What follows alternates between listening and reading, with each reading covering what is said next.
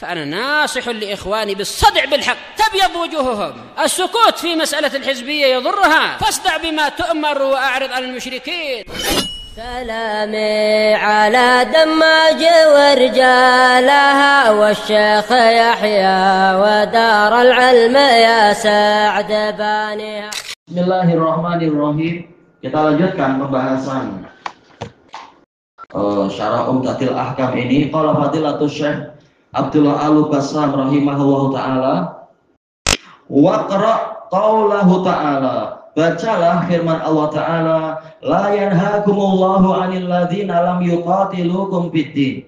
Allah tidak melarang kalian dari orang-orang yang tidak memerangi kalian karena agama ini, walam yukhrijukum min diyarikum, dan tidak pula mereka mengeluarkan kalian dari negeri-negeri kalian, atau dia adalah rumah-rumah kalian. Tidak melarang apa? Antabarruhum, untuk kalian berbuat baik kepada mereka, walaupun orang kafir. Berbuat baik, memberikan hadiah, memberikan sedekah, tidak masalah itu. Sebagaimana boleh juga kita menerima hadiah dan sedekah dari mereka.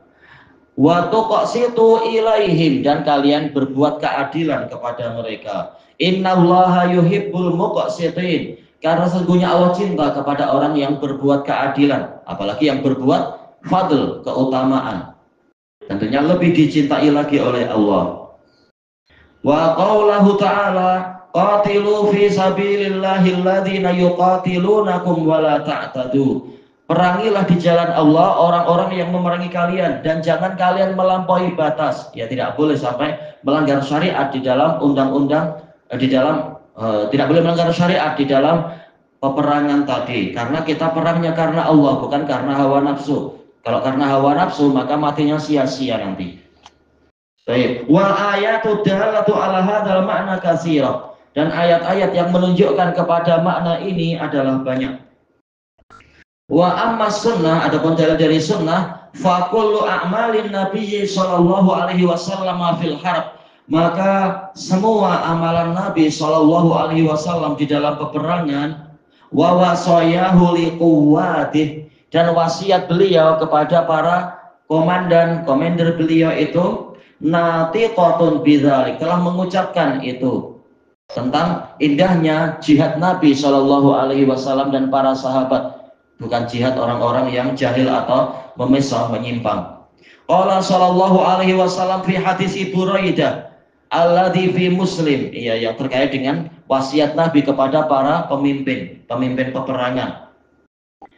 Kana idza ammara amiran ala sariyah, jika Nabi menetapkan seorang pemimpin, ammara, menetapkan kepemimpinan, amiran, seorang amir, ala sariyah, terhadap suatu sariyah, yaitu pasukan perang yang kecil, au jaish, atau pasukan perang yang besar, ausahu fi khassati nafsih, Nabi mewasiatkan kepadanya untuk dirinya sendiri, yaitu untuk si pemimpin, bitaqwallah, agar bertakwa kepada Allah. Jangan karena sudah di atas jadi pemimpin lalu melanggar syariat, lalu menganiaya para anak buahnya, menganiaya para pengikut, atau malah memakai cara berpikirnya orang-orang Cina kuno, yaitu tidaklah seorang jenderal berjaya kecuali di bawah kakinya itu ada 5.000 atau entah berapa ribu nyawa. Jadi demi kejayaan mengorbankan beribu-ribu nyawa pengikutnya. Ini zalim, tak boleh, demi kejayaan dirinya sendiri. Kecuali kalau betul-betul sudah berusaha demi keselamatan dan demi kebaikan, menempuh cara terbaik untuk jihad demi mengalahkan musuh, tahu-tahu ada korban berjatuhan, ya ini wajar. Ada mangsa, ada orang yang meninggal dunia, ini namanya peperangan, itu tidak masalah, tidaklah sesuatu yang aneh. Yang penting orangnya bertakwa dan tidak sewenang-wenang memajukan tentara-tentara untuk mengorbankan diri mereka dan sebagainya, bukan. Tayyib, wa man ma'ahu minal muslimina khairan, mewasiatkan yang baik-baik untuk mereka dan untuk orang-orang yang bersama mereka, menyertai mereka dari kalangan muslimin.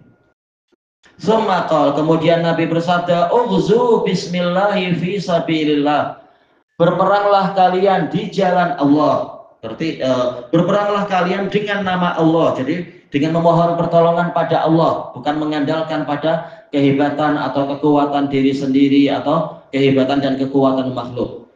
Fi sabilillah, ini kembali ke niat, bukan sekedar untuk nasionalisme, watoni, ini tanah airku, bukan itu, tapi karena Allah ingin menolong agama Allah.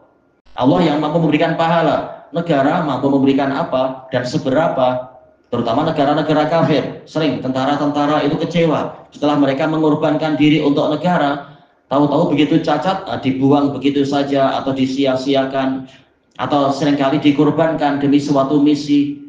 Nah itu kufar, negara kufar, sehingga kematian jadi sia-sia. Maka hendaknya berperangnya adalah di jalan Allah, niatnya karena Allah, bukan untuk keduniaan, bukan pula untuk negara. Membela negara baik, tapi hendaknya niatnya adalah menolong agama Allah agar tidak sia-sia matinya nanti itu. Baik.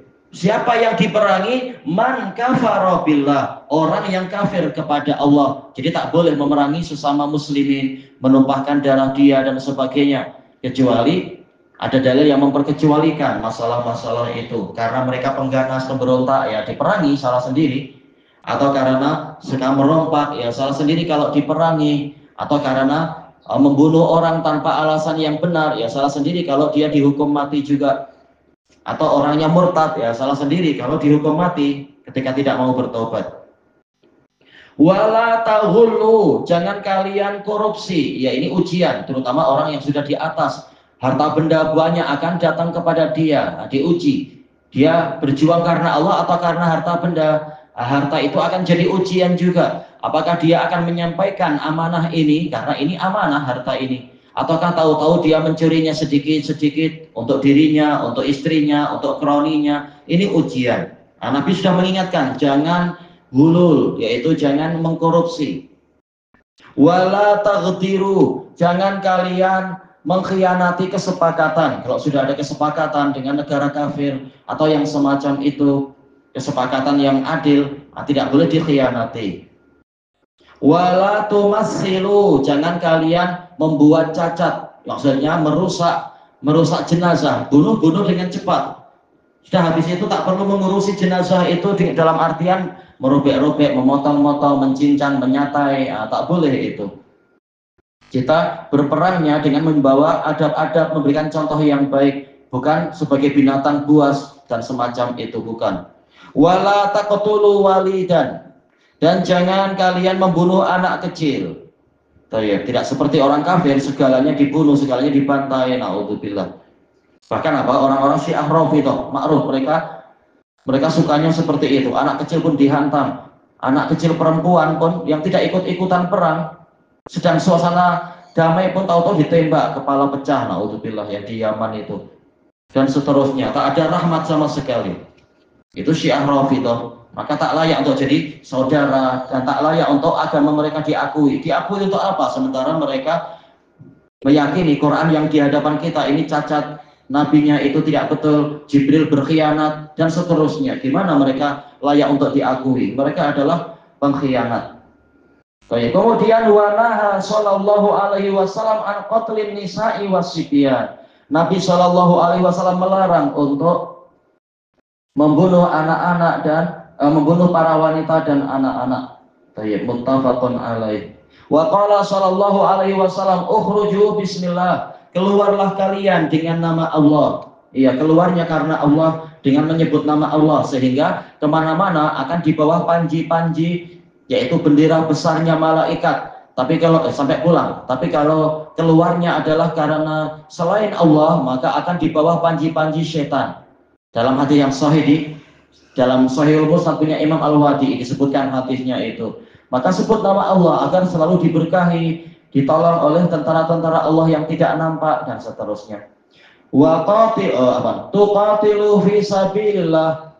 Hendaknya kalian tuqatiluna, berperang di jalan Allah, man kafara billah, terhadap orang yang kafir kepada Allah. Wala taghdiru, jangan kalian berkhianat. Wala taghullu, jangan kalian melakukan korupsi.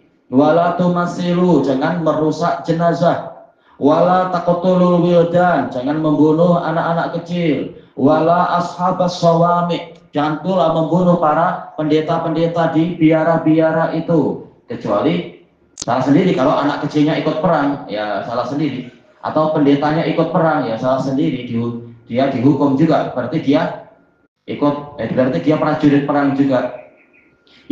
Dan juga wala taqtulu syaikhan faniyan. Jangan kalian membunuh orang yang sudah tua renta, yang sudah lemah itu. Faniyan yaitu yang sudah rusak badannya. Baik, untuk apa dibunuh? Kalian tidak rugi apa-apa membiarkan dia hidup. Bahkan barangkali ada kesempatan dia bertaubat dan sebagainya. Baik, ilahuna wallahu a'lam. Subhanakallahumma wa bihamdika la ilaha illa anta astaghfiruka wa atubu ilaik. Walhamdulillahi rabbil alamin. Jazakumullahu khairan.